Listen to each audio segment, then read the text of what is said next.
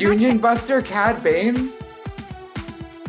Start your sublight engines. It's time for Rube Helps Padres, a queer Star Wars podcast. Welcome back to another week of chaos. My name is Mel. I use they, them pronouns. You can find me on TikTok at Grunkle Rex. And my gender this week is Kamino, also known as the Beach from Old 2021. I fucking hate you. I hate this goddamn podcast so much. I'm leaving right now. Yeah, I'm quitting. This is actually going to be a one-person episode, and it's just Mel talking about the beach from Old. I'm going to talk about every Star Wars character who gets trapped on the beach from Old. My name is Ollie. My pronouns are they, them. You can find me on most social media at OllieFresh with a PH. And my gender this week is Babysitter 2 Electric Boogaloo featuring Gregor. I'm Noah. My pronouns are he, him. You can find me on TikTok at The Jewish Jedi. And my gender this week is on the Joe Rogan podcast. Please welcome Crosshair. I'm just saying, if there's a space Joe Rogan, he would go on Twitter and be like, we need to hear his side of things. I mean, yeah, you're correct, my God, but yes. that still hurt. My name is Klaudia. My pronouns are she, her. You can find me on social media at Klaudia Says, Kaludia Says. My gender of the week, it was stolen. It was Babysitter Sid. And specifically Gregor sitting there having a Capri Sun with Bolo and Ketch. They're all being babysat at the bar, apparently. Again, our gay protector Sid watching over the gays. I'm Jess. My pronouns are they, them. You can find me on most social media at Kawaii Jessyo. That's KAWAIIJESSYO. My gender this week is up, up, down, down, left, right, BA start Omega. Let's talk about the Bad Batch. So a lot happened this week. So I guess let's start from the beginning. We go back to Ord Mantell with Echo and Tech repairing the ship, and Omega's like, hey, come on, we need to hurry. And Echo's like, girl, I'm doing the best I can, please. I've got so much going on. The single mom energy on Echo. I'm so glad that we were correct on that, because he was just like a single mom working two jobs. Like, he was trying his best. I do like him entering his Reba era. Get Reba out of here. Reba McIntyre Echo. Echo McIntyre is too much. Rebecca. I was just going to say that I thought it was really funny that Echo is just like, wait, Omega, I have to finish the ship. And it's literally just takes one like wrench like turn. He's like, okay, there. It's like, that is so on brand for Star Wars. And I love it so much because they will fully be like, we have got to fix this door. And they just hit it really hard. And they're like, we did it, guys. You know what else I'm just now realizing? Maybe I missed it. I guess maybe it's because of all of the schematics that have been running through his head. I know he's a hacker. Where did he learn how to repair a ship? Because my thing is, he was an ARC trooper who was really good at fighting and knew the standard procedure really well. And then he was good at strategy. And then he's good at splicing because he was hooked up. But maybe he's just different. Like I mean, he's built different, but it's also like possible he just he just really likes auto mechanics. No, it was osmosis. It's like when a dad is like, I can fix it, don't worry. Yeah, well, to be fair, you like it's remove also your sink.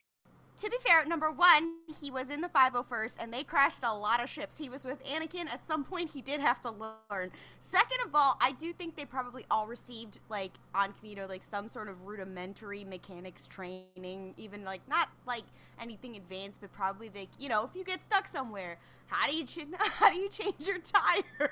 The idea that he's, like, well, obviously Tech is busy, and I know Wrecker's not going to do it, so it's time for me to enter my mechanic era. Well, there's those times, like, I think in the early episodes, was that episode 3 when the ship broke, and Echo and Tech were the ones who were fixing the ship, so Echo's already, like, known for a while how to fix this fucking piece of junk. I guess I just never thought about it before. But anyway, it is a thing in Star Wars in general, though, that, like, everybody knows how to fix a ship, and you're like, okay, but, like, not everybody knows how to fix a car. That is incorrect. The character who does not know how to fix a ship is Finn. He does not know what a single thing on an entire ship does. Rey would be like, can you hand me a wrench? And he would be like, no. I mean, yeah, I also just enjoy, like, the fact that Echo really, like, we all kind of went into this like, oh my gosh, like Echo's like gonna be in charge. It's Echo's big day. And then immediately Omega was like, I am in charge now. I have a panic disorder, so we are going to go do what I say on Kamino right fucking now. I do also like him trying to be like, so you okay? And she's like, honestly, don't ask me right now. Pay attention to stay in your lane, which is very funny. I do like the idea of Omega being the kind of person who's like about to cry. And she's like, if anyone asks me if I'm okay right now, I'm going to start crying. So don't talk to me. That does mean that Boba is probably similar, and that makes me feel crazy. Oh my god, yeah, he definitely is. What's very funny about like Omega being like, look at me, I am the leader now. Also, the fact that we did find out from when she was like, we're in Nalase's lab, I was here when you guys were created. Basically, the hierarchy of ages in the Bad Batch are, first of all, she remembers when they were created. So Omega is the oldest, probably the same age, if not a little, like, she's probably around the same age as Echo. And then the Bad Batch are all younger. Oh, they're canonically canonically wait. How old is she? Do we know how old she is canonically? I mean, I assume she would, my guess is like 10 or 11. I thought maybe she was like, I don't think she's younger than like 9. Like 3.5 years. Yeah, so she's a lot. I imagine she would have been like maybe 5 or 6 when they were making clones, and probably around 6 when they made the Bad Batch. I don't think that they've been around since the start of the war. But here's the thing. So if she was 6 when they made the Bad Batch and she's 10 now, that would mean that they have only been alive for 5 years, so they would be like 10 years old unless they have double accelerated aging. Unless we did send them to the beach from old. They got sent to the fucking beach from old. The beach that turns you old from Plot old. twist. Nalase didn't even mutate them. She just put them on the beach from old. Nalase's lab is the beach from old. She put them there for like 5 hours, and they came out like 20 somethings, and she's like, perfect. Nalase put the Bad Batch on the beach from old, and then set a timer and took a nap and slept through her timer. Was like, oh shit, I let them cook for too long. That's why Tech has that terrible hairline. Nalase, you're mad.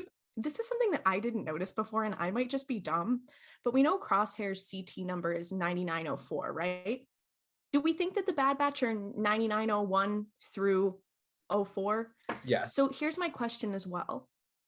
We know that 99, the man himself, inspired the Bad Batch's designation. Did they know 99? I'm very curious about what he was on the beach from old, is. So when they got put there, they would have seen him. I think that maybe they did, but they were like very, very young at that time. Maybe they were still cadets, but they probably heard about legendary 99 and how he helped save Kamino. So I think it's one of those things where the name of their like quote unquote organization, their whatever the fuck you want to call it, alias, is Clone Force 99 because of 99's birth and him being a quote unquote defective clone. And so they're like, oh, we're going to have this group of defective clones, even though I would argue that maybe they're a mutation actually. Like Nalase did this intentionally, which that's what that's what they said. I mean, yeah. Because Omega was like, I remember them doing anyway. There's some weird eugenics shit there that we will unpack not today. But okay. Anyways, thanks, Nalase. Possibly not ever. Possibly not ever. Nalase, my enemy. I would just find it extremely funny though if like they had never met 99 and they were like, we just like the number, and they were like, oh, it is named after 99, and they were like, who the fuck is that? They're like, no, that's just our CT numbers. We just thought it was funny that all of them started with 99, so we were like, let's take Clone Force 99. Also, I am just obsessed with how old the Bad Batch is because it just plagues me. Sifo Dyas put in a DoorDash order to be picked up. And then he went to the beach from old and he forgot about it. Dooku took him to the beach from old and fucking killed him. I would like to preface this discussion with we are very sexy and we are very funky fresh on this podcast. When we talk about things and then they happen in the show, I love us. I felt very blindsided by everything because I was very much in the camp that like I was starting to feel a little bad for my man Crosshair. I was not okay. Let me say, I'm not like, oh, Crosshair, poor babe, whatever. I was more like, dang, it does kind of suck that his bros left him behind. And I think Noah did say last week it would be very funny if Crosshair was just like, he's like, I'm not I'm not like under a chip. I just have a petty revenge quest. And I did just like feel bad. I was like, dang, his brothers just like left him. But now that it's happened, I'm like, okay, well, Crosshair girl, come on now. Here's my thing about this entire thing. I will say that even though I think for almost this entire show, I've been like, oh, it'd be more interesting if Crosshair wasn't chipped. I never once thought that was a possibility for the plot of the show. Genuinely, it did not once cross my mind that would actually happen. I was like, oh, narratively, it'd be a lot more like well fleshed out if he didn't have a chip this whole time. And then he was like, I didn't have a chip. And I was like, you didn't? Like, to be fair, we don't know if it was like he got his chip taken out post crispy crosshairification, or if it was like, I've never had a chip actually. Ooh, they just supercharged my brain for shits and giggles. Ooh. He just saw Caleb Doom and was like, whose goddamn white baby is that? That's not Kanan Jarrus. Okay, sir, maybe it's time to look in a goddamn mirror because you look nothing like Jango Fett. Okay. Okay, but to be serious though, like yes, let's address that elephant in the room. When did he get his chip out? So there's a couple options here. Number one, what Mel said, which was maybe he didn't have one. It was Agatha all along.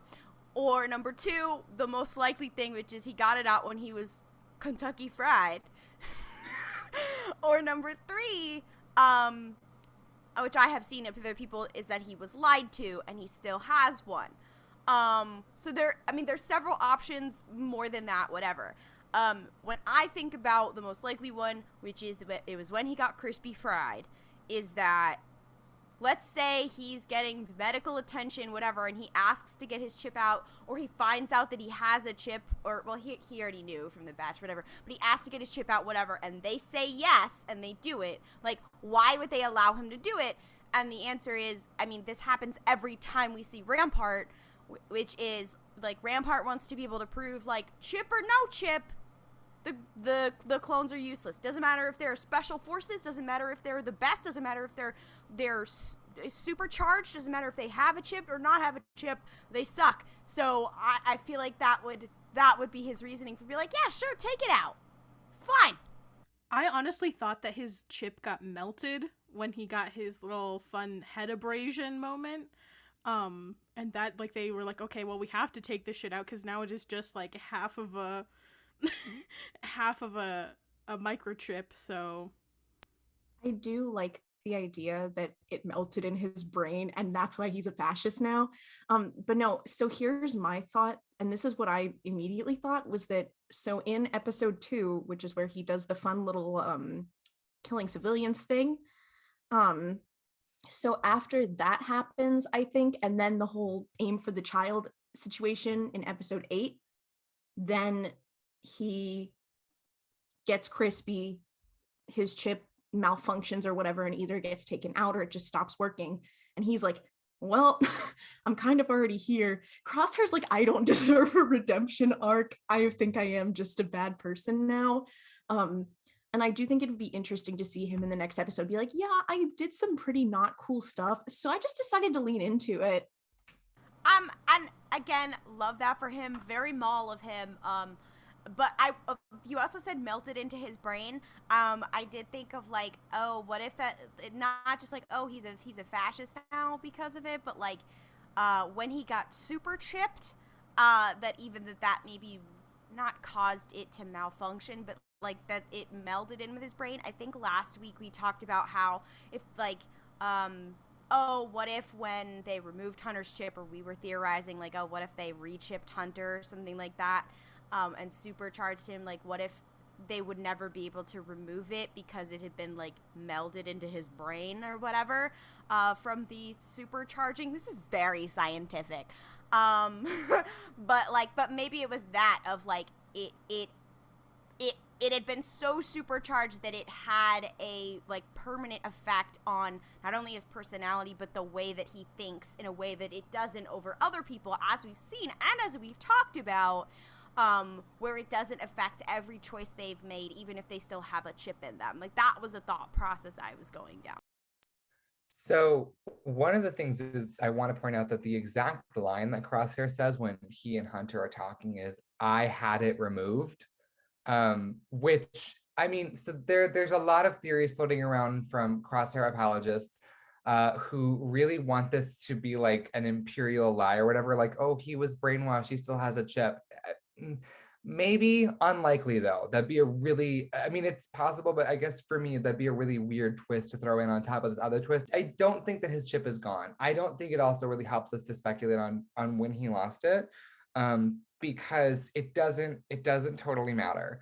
I am going to go into a small rant now, and I want to preface this by saying, if you're a huge fan of Crosshair, that's not a problem to me. He is a fictional character, and I'm not trying to be like a dick about this, but basically what I want to say is you can be a victim of a system and also be a perpetrator of violence on behalf of the system. And we have to be able to have that to talk about Crosshair, because a lot of people, especially in my comment section and in other comment sections, have basically been like, I'm not going to get mad at him for this because like he still has a chip, or he might have been lied to, or the worst offender, he just was taught to follow orders, so this is okay because that's all he knows how to do. Nar. The thing about that mentality that's so dangerous and misguided is that it presumes that if you're a victim of a system, which Crosshair is, I don't want to debate that. Like, he is definitely a victim of both the Republic and the Empire. You can still do shitty things that have shitty consequences. Anakin being a prime example of that. Anakin Skywalker is through and through a victim of Darth Sidious. He is also a Sith Lord and a murderer and responsible for the genocide of an entire planet. Like, those things have to be present at the same time. And I just feel like a little bit too many of y'all, for my personal comfort, are ready to be like, no, it's okay actually, because like no matter what it is, he is still someone who has killed a lot of people who didn't deserve it and who has enacted violence on innocent people. And you don't get to turn a blind eye to that because it's either how he is or because he's under control. Yeah, I really do think it is a matter of like being able to hold two things that are true in your heart at the same time. I know it doesn't feel good to be like, oh, but like I have to excuse these actions. No, you don't, because here's the thing: it's a fictional character. You are not. This is not like you are allowed to enjoy things, but the problem becomes when you are trying to justify it here in the real world, their actions. Because hey, bestie, that's a big no-no. That's absolutely not. That brings up a really good point that I also wanted to make about this being a narrative. The other thing I think I've seen a lot of people be like, oh, is, well, his family left him behind, so it justifies him being a fascist. And I'm like, we can be sympathetic to Crosshair for saying, oh, his entire family left him behind, and then he has to watch them constantly be like, we don't leave each other behind. And we can feel for him being like, yeah, that's troubling. But we also have to take a moment where he says, hey, they were out there. He did try to kill them. And if he doesn't have his chip, he could say, oh my God, I did try to kill them. Now that I'm not like this, I should call them. I've seen a lot of people draw comparisons between him and Callus. And I do think that there were parts where it may have been intentional or it may have just been a coincidence. But the thing, I think, narratively speaking, solely narratively speaking, this is not to excuse anything Callus did for the Empire, because obviously he was a perpetrator of a genocide. But the other thing about Callus is that in the narrative, as soon as he was given an opportunity to examine and a reason to examine his biases and his worldview, he took that opportunity. And again, like, this is also coming from a narrative standpoint. If this was a real life person, it would be a very different conversation. But the other thing is, Crosshair did have a group of people who he knew he could probably go to and be like, hey, besties, I know I did something really bad, but I'm okay now. Like, please help me. And he didn't take that opportunity. So that's where I think a lot of comparisons fall flat as well, from not just from like an actual moral standpoint, but also from a narrative standpoint, is that they are two, Crosshair and Callus are two very different characters. So it just makes me feel kind of crazy when I see people compare them and be like, oh, I'm like, also, Callus was not your poor little meow meow before he defected. Like, stop trying to make Callus a poor little meow meow. We need to criticize him, and we need to criticize Crosshair. Clearly, the parallels they were making here, and there were many points where they were like, haha, Star Wars reference, both literally and metaphorically. In this, they were literally had the "you were my brother, Anakin" situation. They had it. They had that, and then they also had Vader like join me in the Empire kind of thing. His parallel is supposed to be Anakin, and I could also get into why he's similar to Thrawn, and that Thrawn is actually a parallel to Anakin as well. But we won't get into that because then you will have had to read the Thrawn books. But my point is, they put these kinds of stories in here to emphasize that, like, it doesn't matter whether you are chipped and a clone. It doesn't matter whether there is, like, the Force and you're a Jedi and you have literally fallen to the Sith. It doesn't matter if there's magic or chip or whatever involved or whatever it is. It's the same. You have still made the same fashy choices and gone down this path. And we're going to show you how they went down this path and the ways that they were wronged. And I don't know. It just, Star Wars does love to do this where they have, like, the same echoes over and over in order to reinforce the same thing. And I love when they do that. I also could go on a whole rant about the differences between Maul and Anakin and how that echoes what Ollie was just saying of why Callus and Crosshair can't really be compared because they have different contexts for the choices that they make. You know, one is always bad, and then he chooses to be better. One is, and while one is, you know, actively goes, you know what, I'm gonna be bad, fuck it.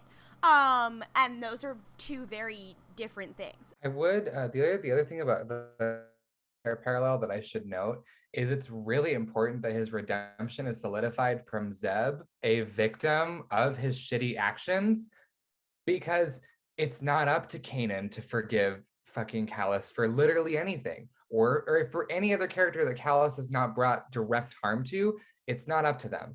I don't remember which episode we talked about this in, but we brought up the idea that redemption and forgiveness are not the same thing. I think it was like 2 episodes ago or whatever. It was a while ago, but yeah, we did have a It's atonement, bestie. Yeah, but we did have a really deep conversation about that. So listen to our entire backlog and you'll find it. Yeah, it happened a while ago, but I was thinking of it this time because I was like, the reality is that the people that Crosshair has hurt are the concern of whether or not he can be considered a redeemed character. Like, I love the sequels. Kylo Ren's redemption will eternally frustrate me because it's not a real redemption. He may be a victim of Snoke, and he may be a victim of, like, neglectful parenthood or whatever the fuck happened before The Last Jedi. He is also responsible for every single death on every single planet that was destroyed as a result of Starkiller Base. And I feel like the thing about Star Wars, which is what Mel was saying earlier, is like, y'all need to be able to hold two concepts as true at the same time. They do not contradict, but they do need to coexist. And I guess my thing is that it frustrates me because Crosshair is a character in a narrative and in a TV show. So realistically, even if you're like, Crosshair is great and I love him, it doesn't actually fucking matter. But this behavior and this way of thinking leads some of y'all to look at perpetrators of legitimate real world genocide and be okay with that. When the victims of the Holocaust, when the victims of slavery, when the victims of genocide upon every single indigenous tribe on the globe still bear the results of those genocides, and y'all are ready to forgive their perpetrators because it was how they were following orders, or they didn't know better. And I won't excuse it in media, and I won't excuse it in the real world. I completely agree with that. And I think it's also because there are a lot of people who are like, oh my gosh, like people like bring too much of the real world into like media. Here's the thing with that. The thing is that media being written by us here in the real world is a reflection of our world or the person who is writing its views. So you have to understand that level of critical thinking about and consumption of media. And I know that's a lot to unpack, but trust me, bestie, things get so much more better when you start thinking like that. Just as like a small aside, I've had this conversation with some people who are like significantly younger than me, and they get frustrated because they're like, okay, I'm starting to learn how to consume media critically, whatever. I'm very frustrated. I keep finding things that are problematic. Can I not like anything anymore? Whatever. And sometimes, you know what? You are tired. Sometimes you're like, God fucking damn it, I can't enjoy anything. Everything sucks. Because it is a practice. It is an ongoing thing of going, okay, I'm gonna like the character of Callus, and I'm gonna like Callus and Zeb's relationship, but I also have to think about how he's a bad person, and I have to whatever. It is a practice, and it is ongoing work, and sometimes it's tired, and I like Star Wars because it's an escape or whatever, and so because it is a practice, it's like a muscle that you have to exercise, and it's a it's a thing you have to develop, and eventually when you get into a not a groove, but like when you get into a mindset of it, then you can find ways to be like, okay, I'm gonna have my thinking cap on now, or how am I gonna consume media ethically, or how am I gonna talk about something, or how am I gonna whatever, and still enjoy. Like you can find ways to do that. Anyway, I think maybe this is me being idealistic, but I do think that you can consume media critically and still enjoy things. I think that that's what we do here. I mean, we consume something made by a large and questionable corporation, and we try to deconstruct it on a quite leftist perspective. But I do think that that's possible, and I know that when people hear critiques, especially in fandom spaces, and especially when shipping is involved, in this case, not as much, and desire is involved and all this kind of stuff, but just in general, people feel attacked because this is something they come to, for comfort. This is something they come to for escape. This is for whatever. And it's like, you know what? It's something you have to constantly work on, and there's nothing wrong with that, and there's nothing wrong with you as a person. And I hope that that's a way that like it could be a call in rather than a call out situation. Anyway, that's my like rant about that, and I hope it makes people feel like not like lost in any way. The other thing I think too is exactly what Klaudia was saying, is no one's saying you have to hate Crosshair. Like no one's saying that you're not allowed to enjoy the character of Crosshair. You have to keep in mind that this is a narrative, and Crosshair is being painted as a villain and as a bad person. The problem comes when people start saying Crosshair was justified or Crosshair was right, or, oh, but he's still my baby. Like, he can be your baby. You can love him. But you also need to say, yeah, no, he was wrong. There's no justification for fascism. Yeah, that is something I feel I constantly have to hold my heart with, especially with this television show, because there are some things that are so egregious where I'm like, every week I watch an episode and I'm like, okay, if they fuck this up, I will stop watching it. And it's one of those things, like you said, Klaudia, in being able to see things for what they are and to critique them, but also to be able to enjoy them. And doing it here in media, starting here, is such a it's a position of privilege, but also I think is a very accessible way for a lot of like the average person to be like, okay, so I am consuming media critically, so now I can like observe the world critically, and that is so deeply important. Yeah, that's I could really go into some shit right now, but I'm gonna keep it light, keep it fun, funky, fresh. I mean, I think the other thing too about this show that sometimes differs from other stuff is the framing of it. Crosshair is framed to be an antagonist. We are not being asked to like Crosshair by the narrative. I think a lot of the thing too that becomes troubling is when people try to excuse the character who is so clearly painted to be nothing but bad. And that is not to say that there is no sympathy that can be had for a character who is going through a very personal struggle of saying, wow, my whole family left me behind. But that being said, that cannot be the focal point. That is his origin story. It's not to quote Brooklyn Nine-Nine here, but it is like the cool motive still murder thing, where it's like, oh, it is really sad that he got radicalized by his bros leaving him behind. He did still like actively try to kill them. If they had gone back for him, he would have tried to kill them. So what were they supposed to do? He really fucking doubled down. He doubled down. He really was like, we're better than them. He like was like, I'm going to fall into like the supremacist like thing. He really said we're better than the regs. We're built different. And Echo's standing right there like, damn, okay. I was gonna say, I was like, oh, Echo, I'm so sorry, bestie. I did want to say also like this thing about like liking something because they're an interesting character and not them as a person. I know a couple of us mentioned that last week as well. Like, I was thinking about it today of how, like, I was like, you know what? I am really, not just as a fan of Star Wars or whatever, but, like, I am very much enjoying this show and how it is, like, I think it is good. But I think with Crosshair, especially now that we've given all this context and whatever, I really do find, like, I don't like Crosshair as a person. I don't like him as a person. I don't like the things he's done. I find him incredibly interesting, and that's why I like, and I'm sure a lot of us like Thrawn. That's why Maul is literally one of my favorite characters in Star Wars. I think he's a bitch, but he's so fucking interesting.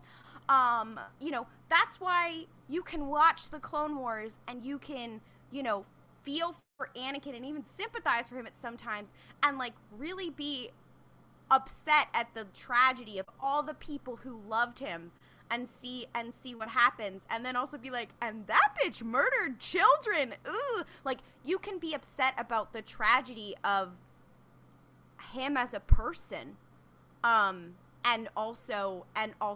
also realize like the horrible things. And I do think that is a strength. Not me complimenting the prequels, not me complimenting George, but like, I do think that is a strength. SD, we do have a Star Wars podcast. Yeah, I hate to break this to you, but for serious though, I do think that is a strength of that framing. I will say that there are certain pieces of media, not just in Star Wars, that will have this situation of a morally questionable character, and they will try to make you sympathize with them instead of just making them interesting and cool to watch. The framing is sympathetic, and it's a very, very nuanced line to walk, and I know that it's difficult. I very much admire the Clone Wars. I very much admire Rebels, which we were talking about Callus earlier. I very much admire now the Bad Batch for being able to walk that line very well. I could bring up non-Star Wars examples, etc., because I've seen it done badly. That is the difference for me a little bit, is that framing sort of deal. Is like, it's the same issue of somebody who's had bad things happen to them, and we can sympathize with them, but then they do bad things, but it's about the framing. And I think that's why looking at it from a narrative perspective rather than a fan perspective is more interesting, blah, blah, blah, blah, blah, all these kinds of things. And I don't want anybody who's a Kylo Ren fan to feel called out. I actually think a lot of Kylo Ren fans would agree with me. I often feel like you guys were kind of given the shit end of the stick by the sequels, whatever. And especially so now when I see characters like Crosshair, I was like, yes, they're doing this the right way. Like, everybody, except for some people in our comments, whatever, but mostly people are like, yeah, he's bad. He made a bad choice. It's clear. It's very clear. You can like bad characters and not justify like their actions, guys. Please think critically, because I've seen some of y'all trying to jump through hoops to defend Crosshair's actions. Backtracking the thing Ollie said before, the pipeline of Crosshair falling into supremacy and basically, his being like, we're better than the regs.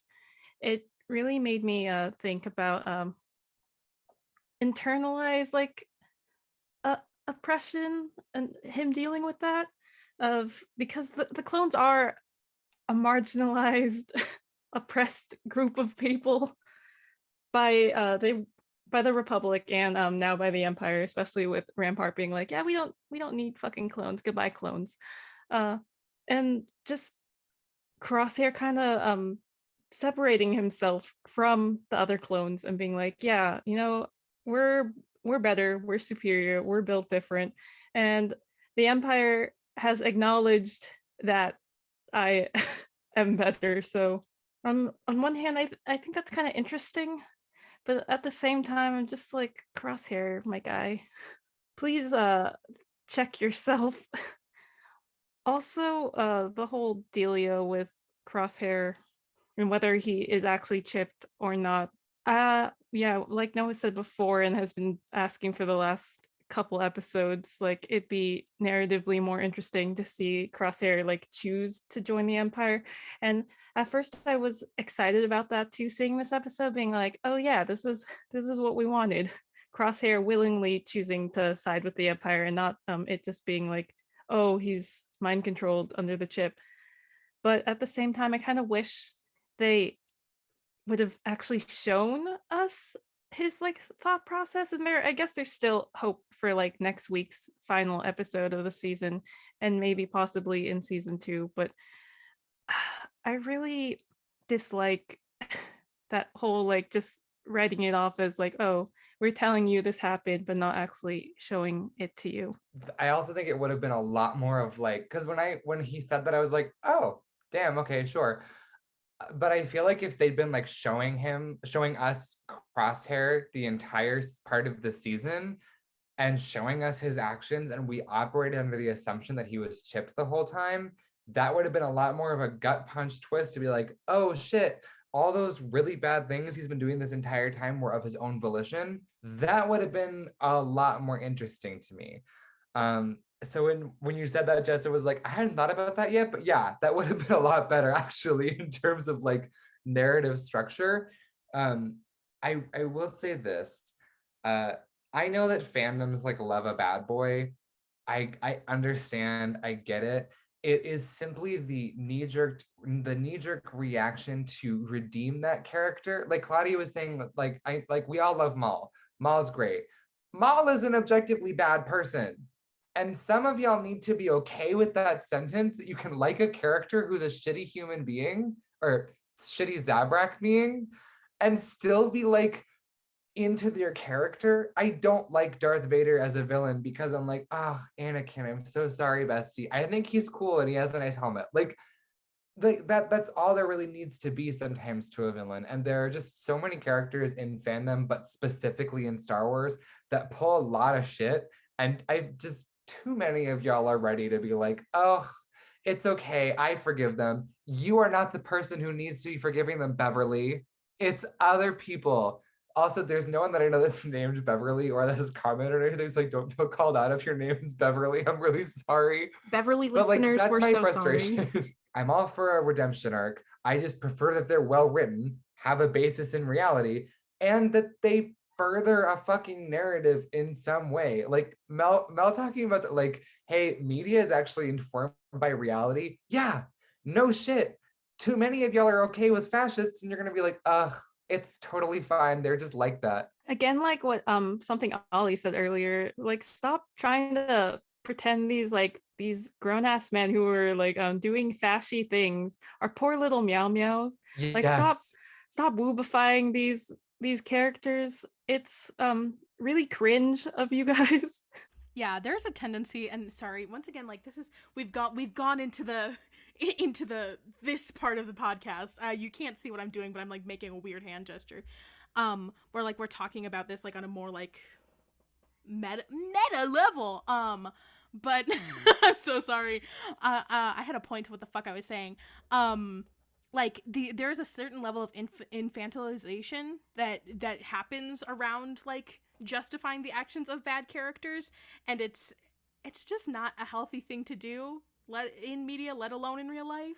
And like I think that there's also a conversation to be had about like Crosshair and proximity to whiteness, and it's like, ooh, are you giving, like, if he was like a dark-skinned brown person, would you be giving him the same like level of like giving a shit about this gentleman? Because I don't know if the answer is yes. Anyways, the answer is no, because look how they treated Finn.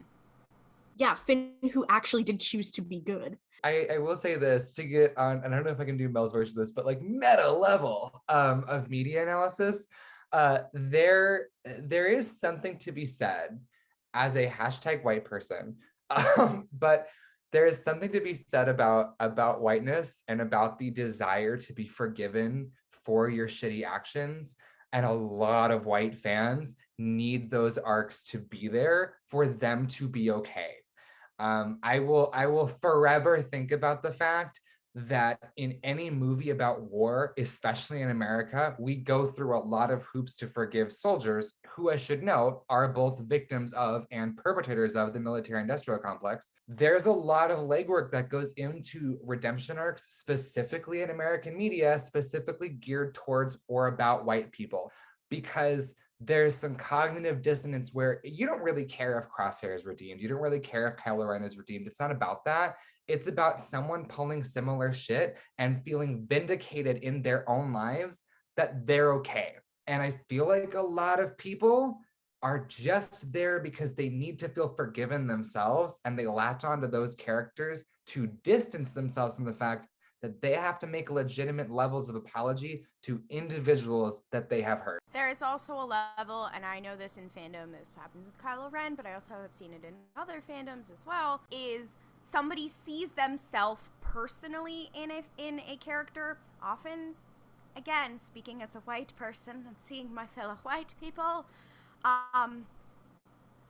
seeing themselves in a character because of something else, like, oh, we have a similar, like, a similar trauma that happened to us, or a similar personality, or a similar whatever, and so I identify with this character, and they bring me comfort, and they whatever, and so then the cognitive dissonance of, they also did these bad things, also means, oh, I am bad. And then when people tell me, this is a bad person, and you shouldn't condone their actions, then it becomes a personal attack thing. And this is something that people in fandoms talk about a lot, and in fandom studies, and there's actually a lot of academia around this, et cetera, if you want to like look into it, etc. But I think that's why it helps to always remember to have not a healthy relationship with comfort characters, but especially if you are a white person. I don't know why I said it like that, but especially if you are of any identity with some sort of privilege, to go, okay, why do I identify with this character? What am I willing to condone?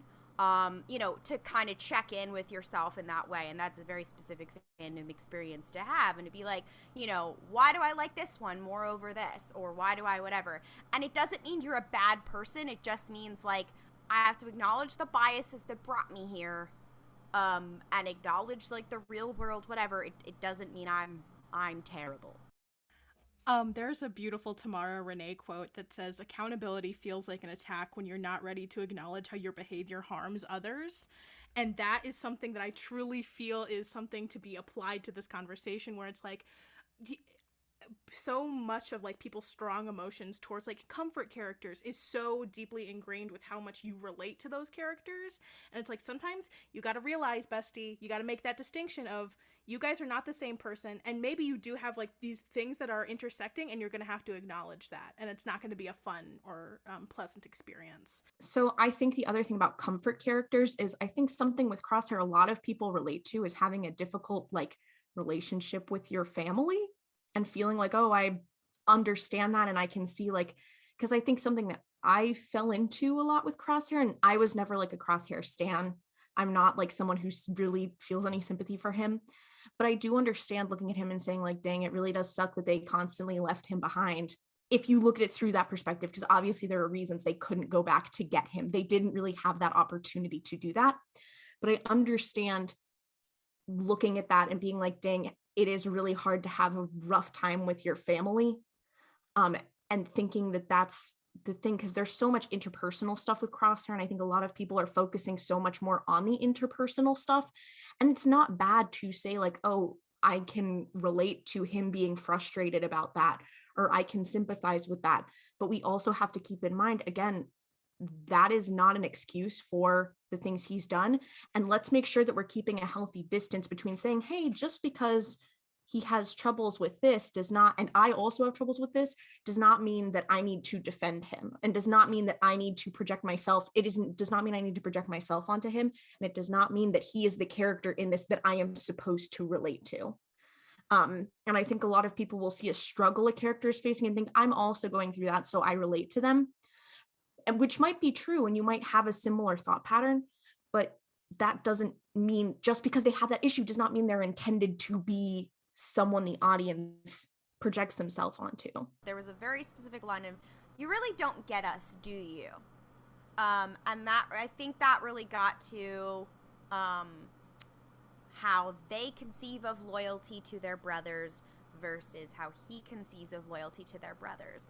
And Ollie said something of like, oh, people are focusing on the personal, and we just spent a whole amount of time talking about the political, and the whole point is that they are intertwined. Not me making this joke, but the whole Hunter's whole arc is that him realizing that the loyalty to his brothers, and honestly to the rest of the clones, is tied to the loyalty to protecting others, whatever, and that he has to realize that along the way. It's not, it is the friends we met along the way. It is, you know, doing good or whatever. It's him realizing that, and I think we almost said it in one of the other episodes. Like, I wonder if him having his come to Jesus moment with Crosshair is the moment when he's gonna be like, actually, I do give a shit, fuck the Empire, and not just that I'm out for me. I conceive of it like this, is that on the spectrum of loyalty to my brothers and how we view it, Hunter is the Bendu.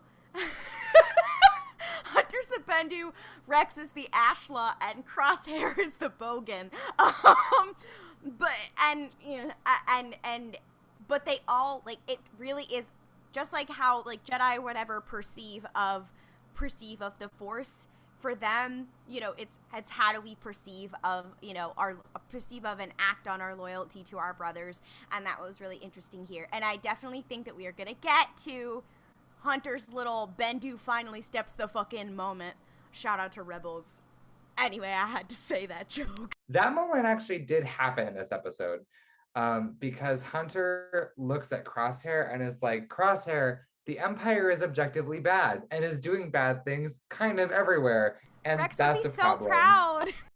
We did get to see Willie Tarkin say his fun little fire when ready moment. Hey, we got a canonically gay character in this episode. Again, Get I love the that. fuck out of here.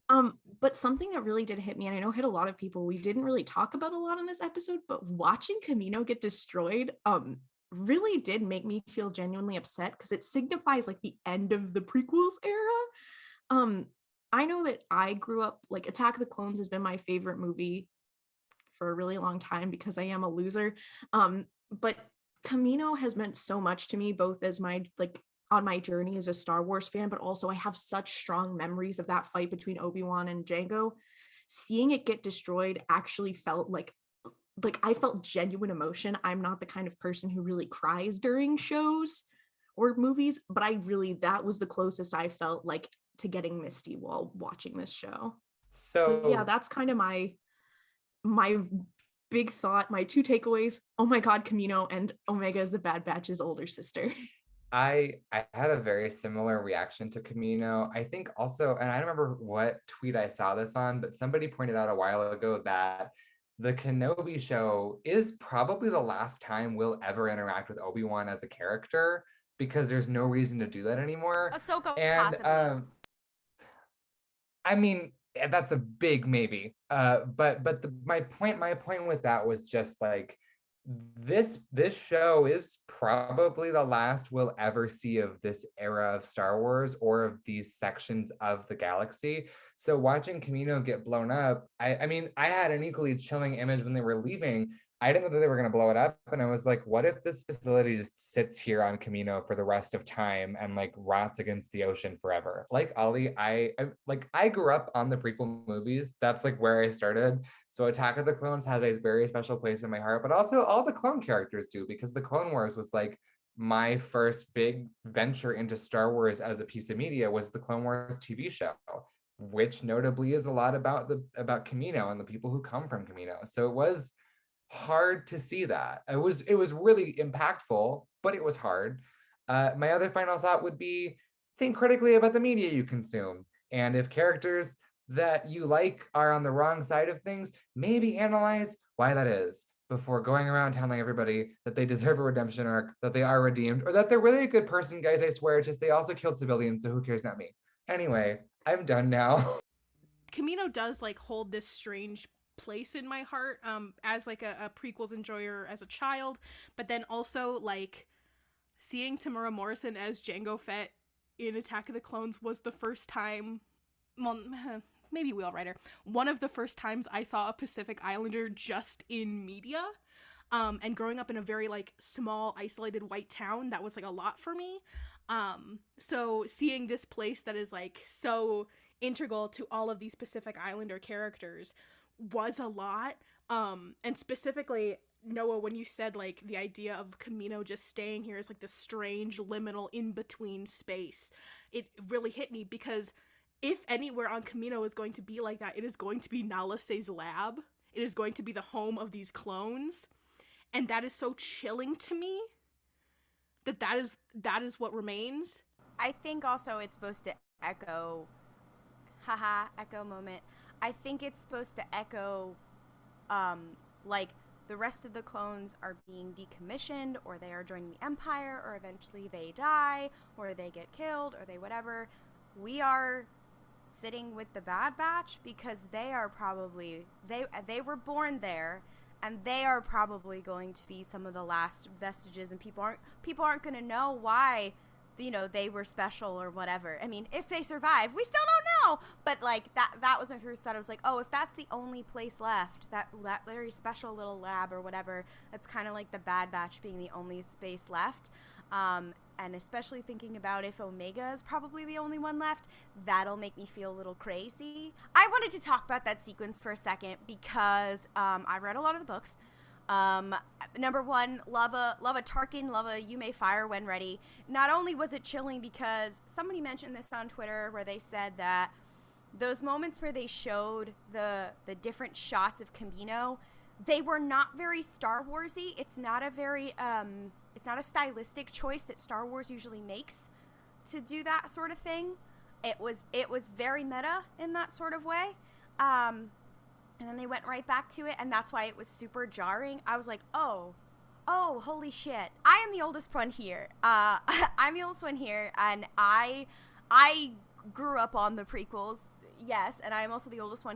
I'm gonna turn 27 soon, so me being like, yeah, I'm hitting my late 20s and we're saying goodbye to the prequels, that was a lot for me. The bittersweetness of it is that it's not, and this is the bittersweetness of all of the clone characters, like, this is our home, this is a important place that we fought for, but it is also a place of like oppression. They were created as slaves for the Republic, and like the Kaminoans like they did things, so it's a very weird sort of goodbye of whatever. And I think that's a little bit of what they hinted towards Omega too, where Hunter apologizes to her, being like, I said you'd never have to come back, and you did. And she's like, you know what, I'm cool with it, I'm whatever. It was kind of like when I like left college and I was like, you know, I had a horrible experience here, and some shit really fucking sucked here, but I'm also very sad, and this is something that made me who I am as a person, and I know I'm never coming back here, and that's a weird feeling, and many people have those experiences in all types of situations in their life, and I think that was something like that. I'm sure that I don't know, it was kind of like that, one of the creepiest and coolest touches. I had to think about it, because I was like, wait, when he says, you know, okay, you can, you know, fire when ready or whatever and go ahead, the officer who actually presses the button is a clone.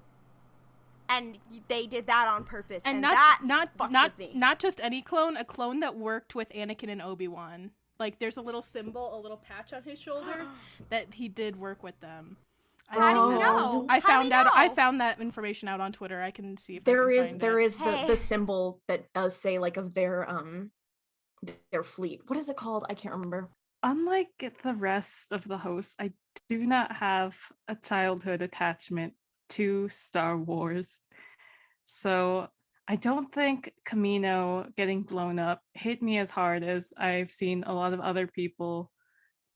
But I do also want to point out that it is kind of sad that Kamino was blown up today, especially considering it was the anniversary of George Lucas being like, yeah, episode 2 is going to be called Attack of the Clones. That's fun. I don't think that was done on purpose, but it happened anyway. The stars aligned and said, here you go. We're going to end it the same day it kind of first started. Yeah, epic. It's like poetry. It rhymes moment. You can mark that off on your bingo sheets.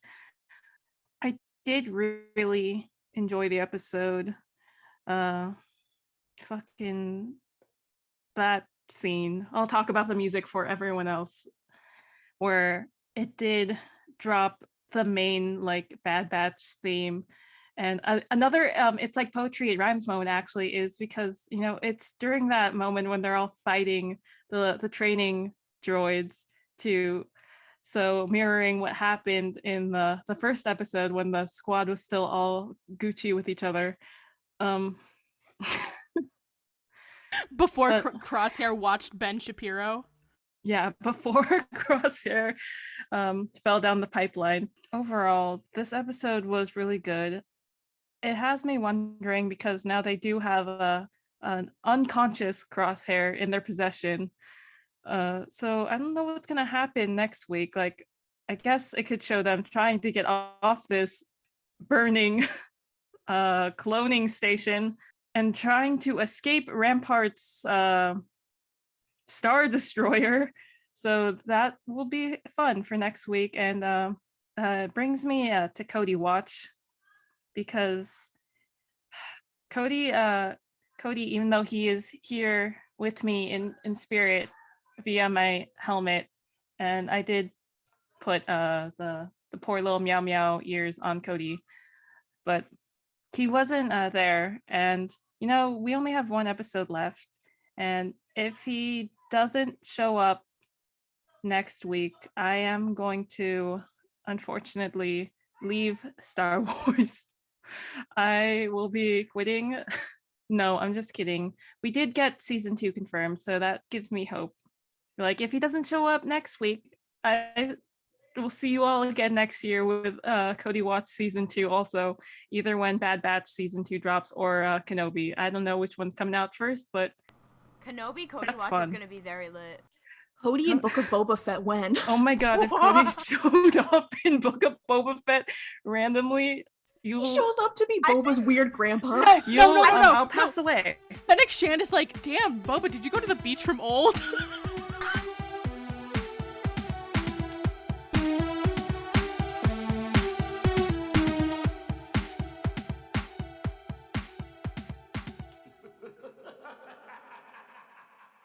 Da da da da da da da da da da da da da da da da.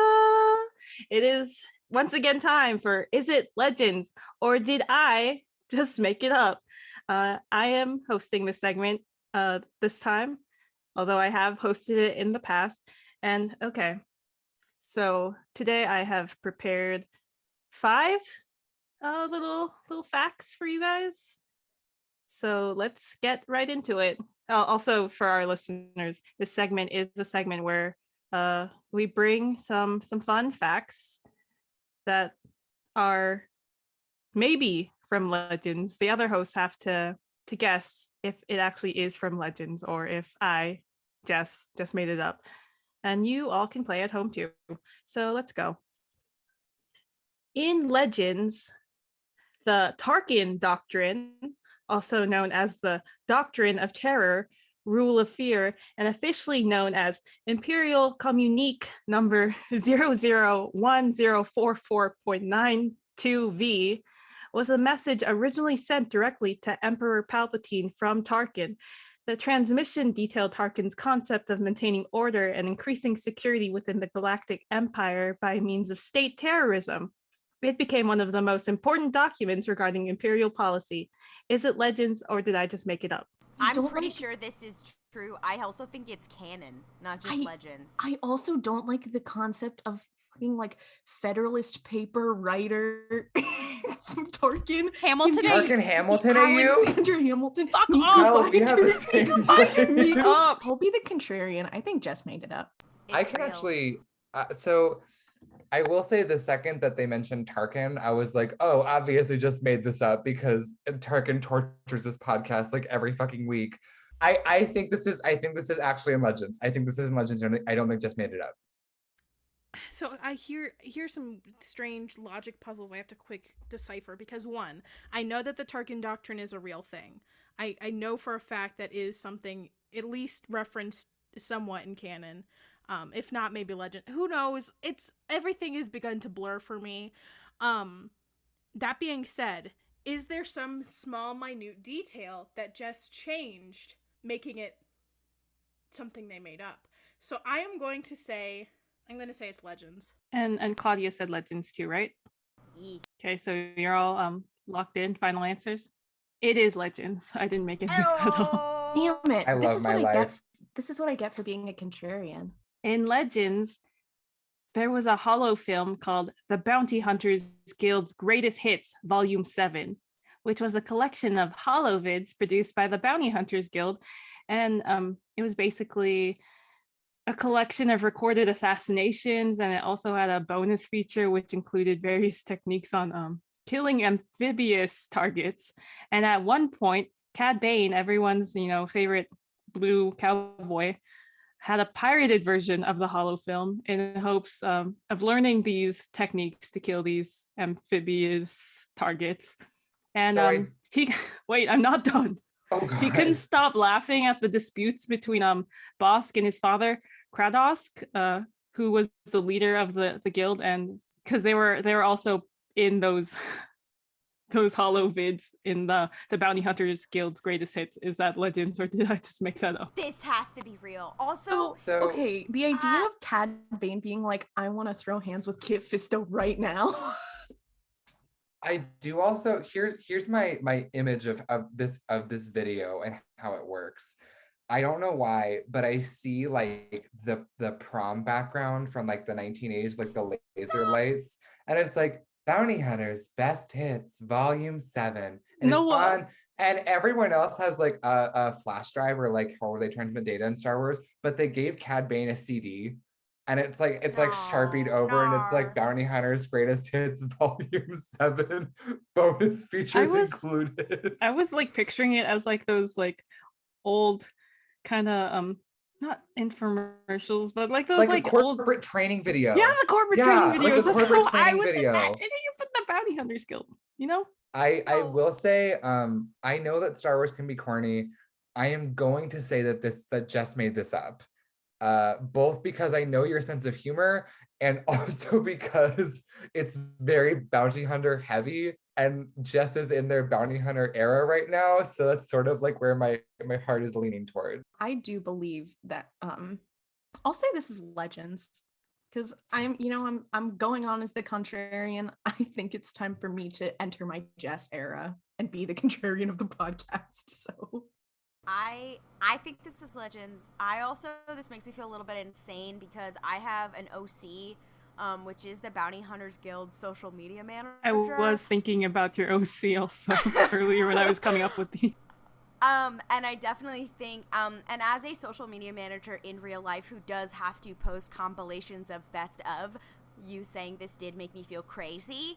So me thinking about the Bounty Hunters Guild social media manager having to upload best of assassination clips onto the HoloNet makes me insane. I just want this to be true. I'm gonna say Legend. This, what you have described to us, is not just a compilation video. It is ostensibly a snuff film. So is Star Wars brave enough to say, you know what, snuff film in Legends? I think it's Legends because I think that is something they would fucking do. So it is Legends. Yes! Yeah. I can't deal with that. Please tell me more. I just found that because I was like, let's look at all these like holo films and holo dramas that are in Legends, and I was just clicking on random ones and like reading about them, and I saw like Bounty Hunters. I was like, I'm coming, because yeah, like Noah said, I am entering my Bounty Hunters era. But yeah, it made me feel insane reading about that, especially Cad Bane pirating it because he didn't want to pay for the fucking So holo. that's the part that also is like, this is a great narrative, but I do feel like Jess wrote it because it just seemed so on brand for you in terms of like a joke. I genuinely like, or the part where you were like, Cad Bane can't stop laughing at this dispute between Bosk and his dad. I was like, uh-oh, we got a Bosk mention. This is definitely something Jess would write. But also, if this is produced by the Bounty Hunters Guild and Cad Bane is in it, why does he have to pirate it? Can he get a free copy? In Legends, besides the Night Sisters, there's actually several clans of Force-sensitive women or witches on Dathomir, all of whom descended from former Jedi Knight Ollie, who was a Jedi exiled to Dathomir, after turning to the dark side. And each of these clans abide by their own rules and magics that were originally based off of Ollie's Book of Laws. Is that Legends or did I just make it? So, yeah, I'll wait. This has got to be true. This has got to be true. Solely based on Mel's reactions, I do believe that it is Legends. But I'm a contrarian, so I'll say Jess made it up. I have a very vague knowledge of stuff going on Dathomir. So the name Alia does ring a very large bell for me, but not enough to remember what the details were. So I'm going to say that this is, but then the thing is, I'm like, I don't remember if that was just like the progenitor of the Night Sisters or if there's like more than one set of clans. It's that whole horrible saw trap of like, is there one detail just changed to make this not Legends? And I don't know. So I'm gonna say it's Legends. Okay, so I have the exact same problem that you do, Noah, because fun fact about me that the podcast might not know. Before I was obsessed with the Chiss Ascendancy, I was obsessed with Dathomir and figuring out what the fuck their deal was because non-Jedi Force sensitives are so fascinating to me. So I know all of that information that Jess said sounds like things I have read on Wikipedia. But the question is the thing that has really gotten me is the clan part. Because I know in canon there are clans, but is that also in Legends? What I can't remember is because I'm with you here. I remember stuff about Dathomir, but only in like vague bubbles.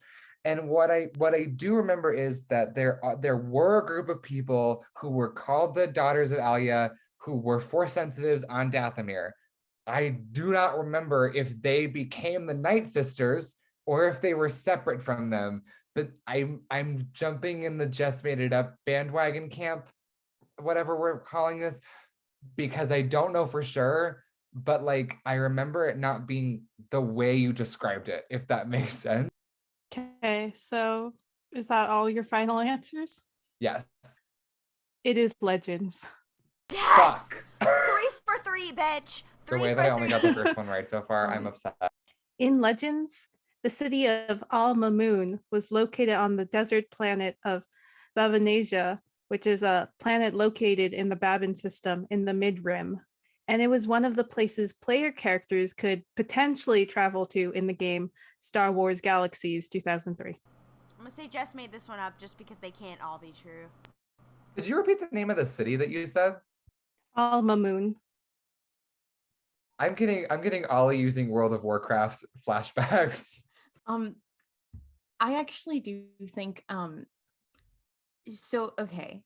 I feel like I need everyone else to answer first because I'll just say the least common answer because I have no idea. I'll say it's Legends. I'll go 3 for 3 all true. I'm gonna go with this is also Legends. I'm gonna be the contrarian and say Jess made it up. I did make it up. Yes. My from thinking the was game. I did pull an Ollie, and it is from the game Ni no Kuni. Stop. Yeah. I don't know why, but the name Alma Moon sounded so much like a location that would never be found in Star Wars. I was like, I don't know where this is from, but it isn't here. Say that. There's a character in Star Wars named Taquito. Okay. Final is it Legends or did I just make it up? Fact. In Legends, Emperor Palpatine had a colossal, irregularly shaped, and by irregularly shaped, I mean it was like a big asteroid, basically. Super dreadnought battle moon known as the Eye of Palpatine, and it was That is actually not where I thought that was going remotely. Where did you think it was going, Noah? I don't want to know. Anyway, it was actually the Empire's first super weapon before the Death Star, and Palpatine ordered it to be constructed in secret in 18 BBY, so during the second year of the Galactic Empire's rule. Is it Legends, or did I just make it? Okay, I'll say it's Legends. I think it's funny, which is why I want it to be true. I will say it's also Legends. I do I like the idea of Palpatine being like, I made this base, and then something happening to it, and then he's like, I think I'm going to do it again 2 more times. And then Kylo Ren being like, dang, that was a good idea. I'm also going to do that. I am going to say that this is Legends, both because I love the idea of it being true and because it's just the right flavor of insane, but I think it would be something Star Wars writers came up with at some point. Editor's note. Klaudia did say that this was Legends. The Zoom call just cut out in the recording, so you don't hear her say that. But I promise she did. Anyways. Yeah, it is Legends.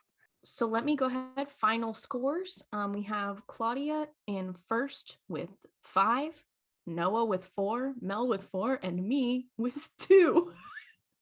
You did it, Ollie. Good job. I'm the winner because I know the least about Star Wars. It's the golf rules. Now we get into our next very fun segment, which is Q&As. If you have a question you would like for us to address on the show, check out our TikTok. We use the TikTok Q&As here, but you're also welcome to send us an email or reach out another way. But both of these today come from TikTok. So the first question comes from Noriaki Kujo. I believe that's how you pronounce it. They have posited two sort of parts to this question, but I think we can go a different way with it. They have said, who is the prettiest clone? And they've given us 2 options, which is Captain Keeley or Kix. And I want to expand this. I think we should just say which one we think the prettiest clone is, in addition to answering their question. I can go first. I think that between those 2 men that you have presented me with, I think season 5 Kix, where he still had his fun little haircut. Not season 5 Kix. Leave season 5 Kix alone. Season 5, season 6 Kix. That's the Kix who met Fives in that bathroom at 79's. And I think like prettiest clone, I think it's gotta be season 7 Commander Cody. Like he just looked very pretty to me. So possible hot take.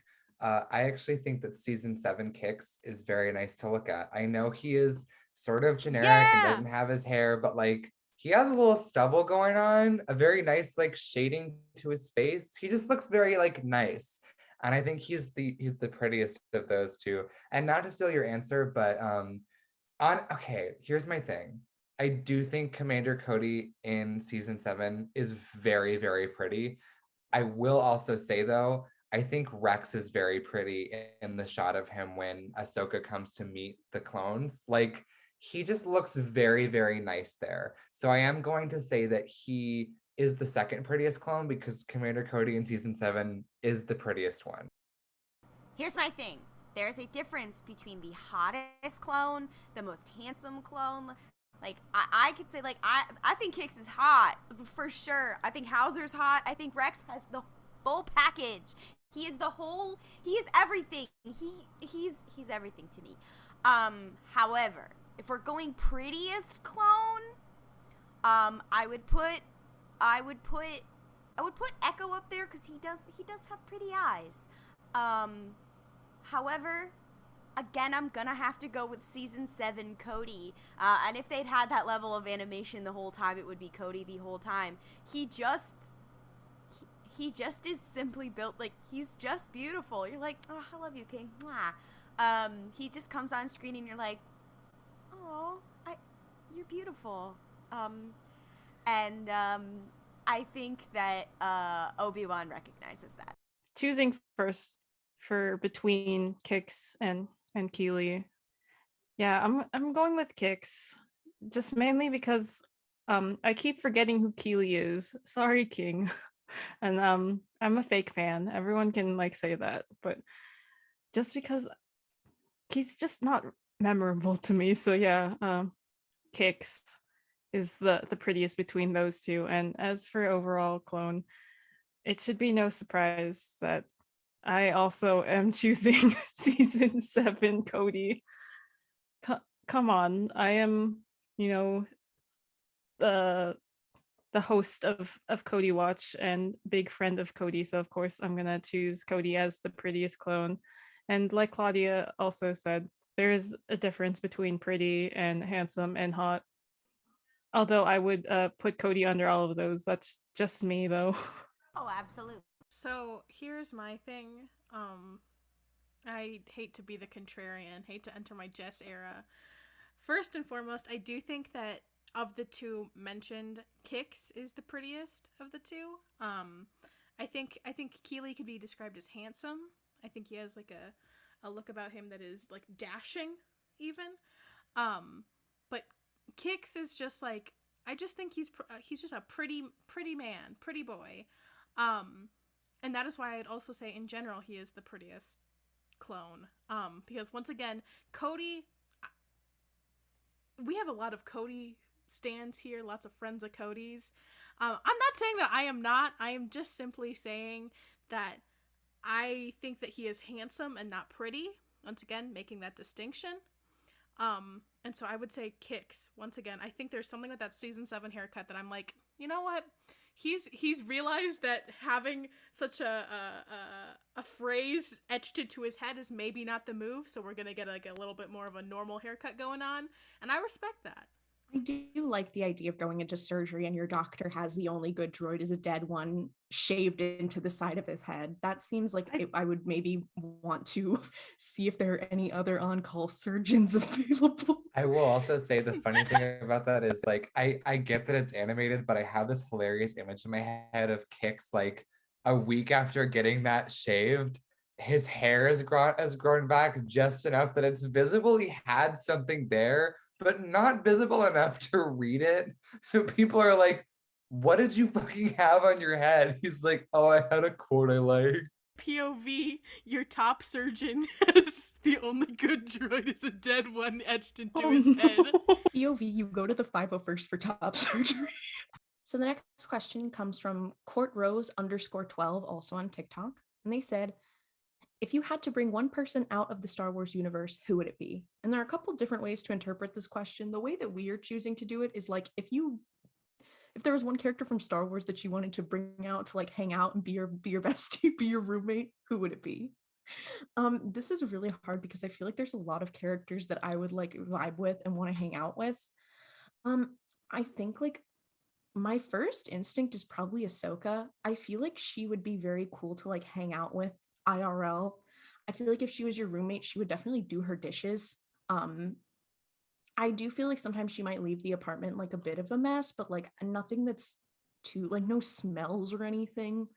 But I also feel like we would vibe. Like I feel like we could hang out. She just has a cool vibe. And I also feel like she's going through it in Star Wars, and it would be nice to extricate her from that situation. Okay, so that was my thinking is like, who could I extricate so that their life is better? Not like we don't live in a trash fire, but like their life is such a trash fire that like living within capitalism would even be better. My first thought was Obi-Wan. I was like, King, we gotta get you out of there. I would just be like, hey, do you need a nap? It's okay. But there are like lots of characters like that. I feel like I could really vibe with Eli Vanto. I feel like I could really vibe with Ahsoka. I think with non-human characters there would be some problems there.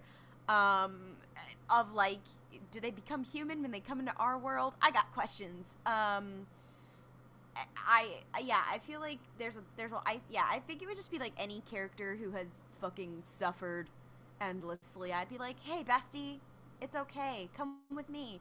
Not like it's any better here, but if I had to pick one Star Wars character to like, if this is not someone that I want to get married to, and we're just gonna cohabitate, I do feel like it'd be Obi-Wan, mostly because we're both pretty high strung, but we also can learn to chill out a little bit. I feel like I'd be able to calm him down, and if I was having like a rough one, he'd be like, bestie, I need you to chill a little bit. I feel like that'd be a good time.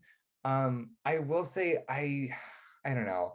I no, it's not an okay, fuck off. I'll just put in the chat, I can fix him. And no, that's not what I mean. That's not what I mean at fucking all. However, I would also say full honesty, Rex.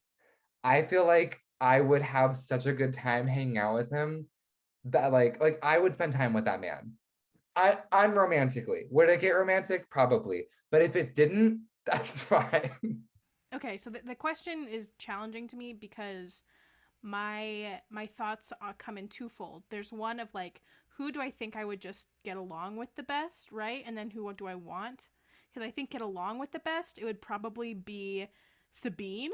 I think Sabine has a historically women's college energy, and I went to a historically women's college, so I'm like, I already, like, you lived across the hall from me already, just straight up. So I would love to have you just have a moment of peace. Maybe you can go to therapy and talk about your mommy issues.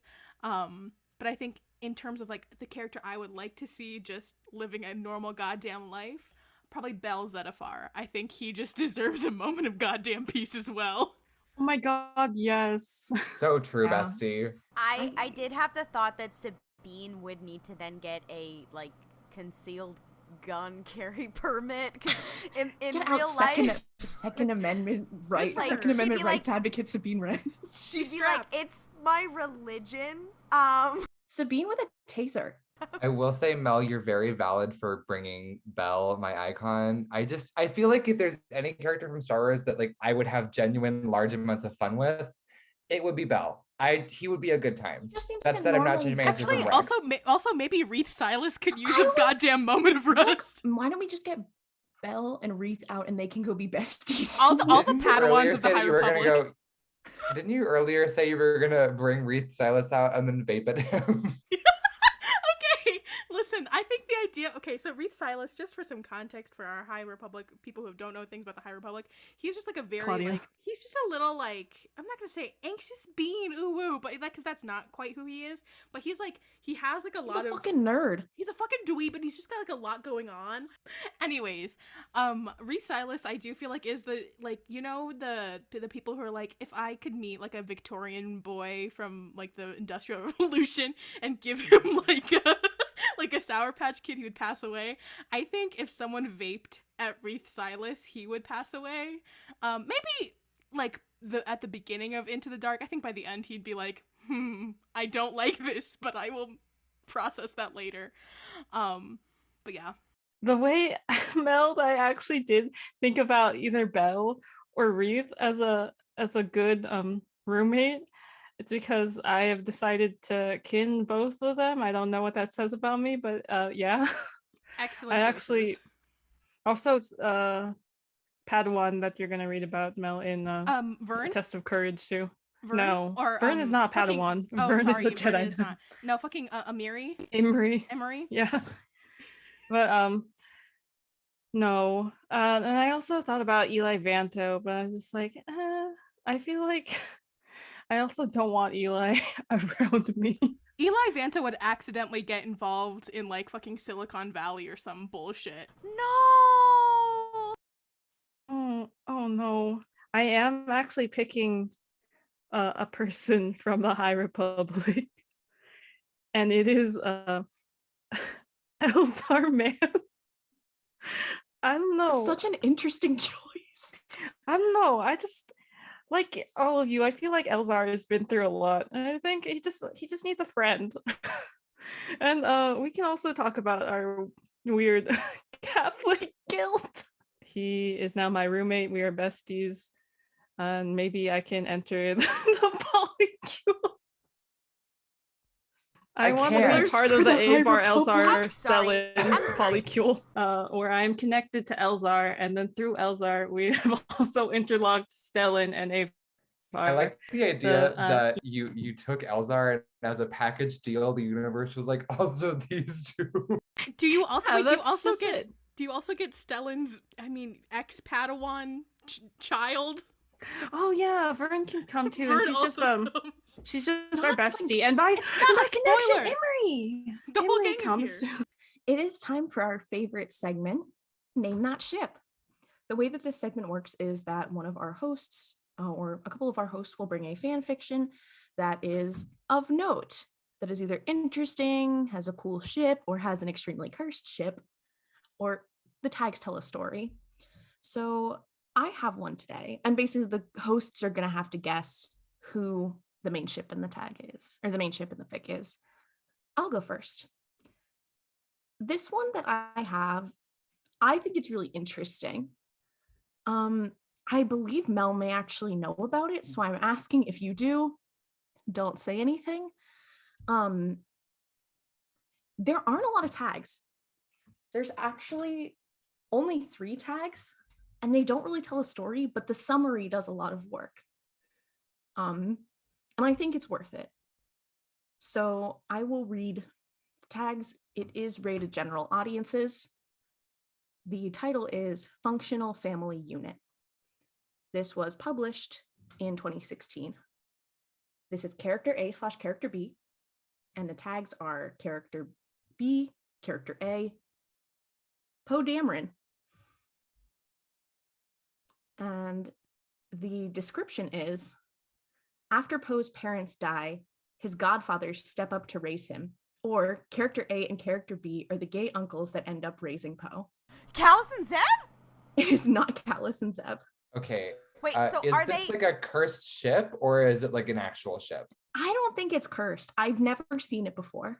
So are they characters from the sequel era, or They're from the sequel era. Or not the sequel era, do you mean, no, they're not from the sequel era, I'm sorry. They're from the prequel era. Oh. I mean, think not I the, know what this oh my is. gosh, not the prequel era, the original trilogy era. I think I know I'm what so this is. sorry. Bestie, pick an era for my sanity, please. They're from the original trilogy era. They're actually from the prequels, but they got they put on the rebels? beach from old. Get out. I'm gonna kill they- Noah. Are they like rebels characters? They are both in Rebels. I know which ship this is. This is a gay ship, right? Like I heard that It correctly. is. It's between two Okay. men. Are any of them It is. Force users? No, Are any of them clones? no, Are any of them Imperials or former Imperials? yes. Here's the thing I will let you guys know. Both of them have been in Rebels, and both of them have also been in live action. Saw Gerrera. No. That was my actual first guess. Wedge Antilles. Wedge Antilles is one of them. What? Lando Calrissian. It is Wedge Antilles and Lando Yes! Calrissian raising Poe Dameron. I can't wait, what the fuck? Okay, but this makes me feel insane because canonically Wedge Antilles does marry Snap Wexley's mom. Yeah, And become his stepdad. yeah. Wedge just goes on to be a normal dude. And I think that this is very powerful. Like, I know there's kind of an age difference there, and I'm choosing not to really think about it too hard, but it is just like a very like interesting combination. Mel, is this the fic that you thought it was? Yeah. I hate that you knew that. So, this is this fic is, well, it's something. It is rated mature. It is a ship between a female character and a male character. And then there's also another ship, which is character C / original character. I will not be telling you character C because that would kind of give it away who's one of them is. The additional tags are slow burn, manipulation, dubious morality, suicide, cosplay, character A, I will go down with this ship, drinking, original characters, politics. This was published in 2018. It was updated at the end of 2018. It is 53,000 words, 15 chapters, and it is not finished. It was clearly abandoned. No! Cut sent to the beach from a hole. Shooting from the hip. Is this a Raylo fic? No. It's not? No. Wait, no, that's genuinely No, it's a weird fucking ship that Okay, you will never think of. Let me ask, is this an original trilogy time? It's after Order 66 and it's before Rebels, I'll say. Okay, so is it like, pre-Rebels, is it Rebels characters? One of them is in Rebels. Is one of them They're a not a Clone Wars Rebels. character? Is one of them what? A character from the Clone Wars. One of them is from the Clone Wars. One The of them same is one? from Rebels. Oh. No. Is the character from Rebels just like in Rebels, or are they like from, like, are they someone who's been in other stuff but they are also in Rebels? They have appeared before. Is this person also in Solo? No. Okay, so it's not Lando. So wait, is the male character from Rebels or is the female character The from male Rebels? character is from Rebels. The female character is from Clone Wars. Is this a Are character either of them who's- Force sensitive? No. Are they from the Ghost Crew? No. Okay, so The way have my either first of them thought was Mon appeared in Mothma. other? Not Mon Mothma.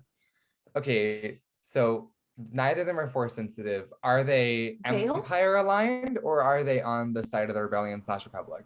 One is aligned with the Empire. The other Which one? Because we have only... Okay. The male character is aligned with the Empire. The other one, because we've only seen her in the Clone Wars, we don't know. I could tell you how Is they Rio Chuchi. position... Yes! Is it It- is it Tarkin? No. Ollie, the way Is it I Wolf also was Yularen? thinking. No! That would be very fucking funny though. You guys can also guess who the other character Okay, slash original character is, so too. this is okay. Oh, I it misunderstood Callus? that. I thought Character C slash original character C, is also a man. from And- what and- era, and are they Force sensitive? Same era, also a man. So, okay, so it's Rio Chuchi / Imperial. Is it Quizzy? No. No, Said no no, Force they're not. sensitive. Yeah, they're not Force Oh, sensitive. fuck, I forgot. Sorry. And it's not Tarkin, and said it's Thrawn? not Yularen. Yes! Is it? Wait, is it Thrawn? Did you say it was Thrawn? Oh Yes, no! so guess who Wait. the character C is? Is it Eli Vanto. Eli Vanto. Real, So, run! so okay, so it's Oh my Rio God, Chuchi Eli, slash get Thrawn. out of there! It's Rio Chuchi slash Thrawn and Eli Vanto slash original character. Is it a male character or female Shout out character? to our listener Mackenzie Mac to Reality for sending me this. Here is the Fucking here is the icon. summary. Here's the summary.